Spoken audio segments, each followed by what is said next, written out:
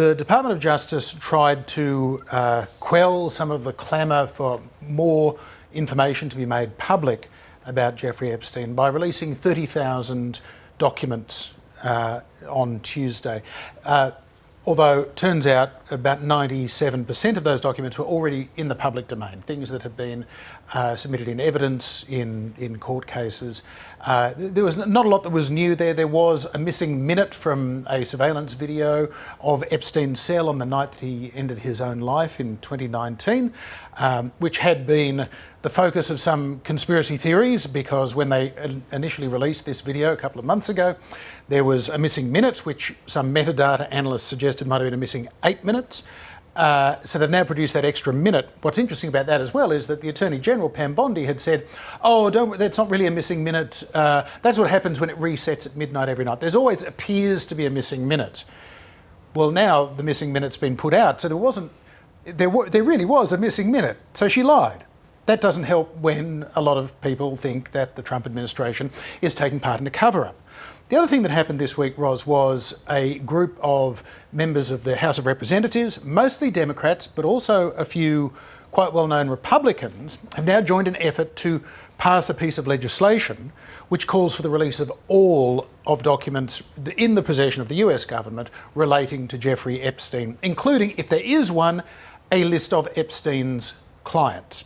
The Epstein client list has become somewhat of the holy grail for those that believe that there is still a cover-up to protect rich, powerful men who the young women that Jeffrey Epstein was trafficking for sex were trafficked to. And there have been all sorts of rumours about who might be on that list. The Attorney General said at the start of the year that the list is on her desk. She then backtracked from that statement, saying there is no list. The Department of Justice has issued a memo saying there is no list. Ghislaine Maxwell, Jeffrey Epstein's co-accused, serving 20 years in prison for her part in the trafficking of young women for sex, girls as well as young women for sex, she says there is no client list.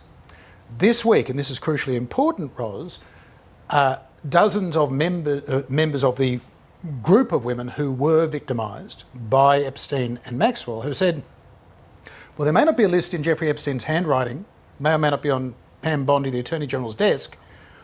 The list is here. We were trafficked. We know who these men are. So they've said, OK, we're going to compile a list. And members of Congress who've signed on to this transparency petition leading to a bill have said, and we will table this in Congress. We will put those names on the public record.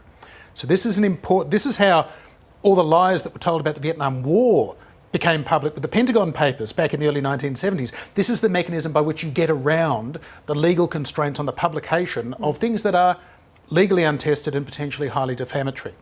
Because none of these individuals who will be on this list have had a chance to have these allegations tested in a court of law. So you could well argue that this is an inappropriate use of Congress, but it is also a measure of the desperation of these individuals who have been used as the reason not to release these files. The victim survivors of Epstein have been used as, well, we can't release all the files because it'll identify these women. Well, these women came out this week, Ros, and they said, here we are, this is what happened to me, pass this piece of legislation, release the files, or we'll start naming names. So this is a very, very important week. For anyone who's been following this off and on over the months, this has been a crucially important week in terms of transparency, but also in terms of the victims being given their voice and also being given some power in all of this to say, we're not going to be silenced. We're not going to allow a cover-up to continue. There may be nothing in those files, nothing to incriminate Trump or Bill Clinton or anybody else you've ever heard of. But if there's nothing in there, show us first. So this is a really fascinating week in that ongoing saga. Also this week, John, there have been rumours surrounding Donald Trump's health, haven't there? Yeah, more than his health. His hold on life was being questioned on social media last weekend. And of course, it was the Labor Day holiday in the United States, the end of summertime, the end of the silly season. Well, things got very, very silly because Donald Trump, very unusually for him, he's been giving 2-3 press conferences every day of this, his second term as president. He has cameras with him so often in the Oval Office, all the time. He loves to be on social media as well, we know. Well, people noticed on the weekend, we haven't seen Trump for several days. And then they thought, oh, and when we did see him, he had that bruise on his hand and the swollen ankles, and something must be wrong. So social media got very, very carried away with rumours of Donald Trump's death. Now, Donald Trump ultimately came out on Tuesday and held another press conference to say, I'm glad you missed me, I'm not dead, as you can see, and then turned his attack onto what he described as the fake news media. Well, it wasn't the news media, it was social media. There's an important distinction there.